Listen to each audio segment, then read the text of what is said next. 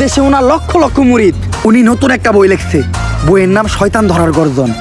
যেই বই পইরা নতুন কইরা লাখ লাখ মানুষ তান্ত্রিক হইতাছে। কিন্তু লালু ভাই, আশেপাশে তো কোনো তান্ত্রিক বা মুরিদ দেখতেছি না। আরে ওগুলা তো সব ফেসবুক আর টিকটকে। বাবা, সঞ্জনা নামের এক আত্মারে আমার ধরতে হইব। বাবা, আপনি আমার সফল হওয়ার একটা উপায় দেন।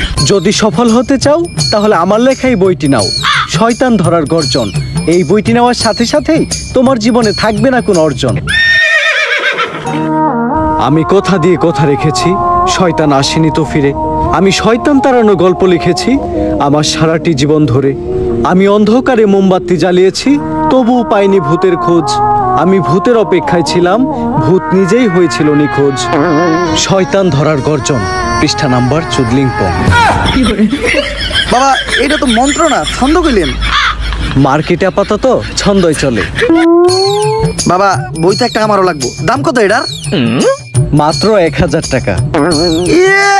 1000 টাকা দিয়ে আর কিনুম? 1000 টাকা হাতে নিয়ে ভূতের ডাক দিলে ভূত নিজেই চালতে লেগে পড়বো। 1000 টাকা দিয়ে বইয়ের দাম। এই বইয়ের বিশেষত্ব কি? এই বইটা আমি আমার নিজ হাতে লিখেছি। দেখি, হাতের লেখা এত খারাপ? দেখি বইয়ের প্রথম পৃষ্ঠায় কি লেখা? মানুষকে ভোদাই বানানোর 100টি উপায়। 1000 টাকা দিয়ে 120 টার এই বইটি নেন আর ঠাস কইরা ভোদাই হয়ে যান।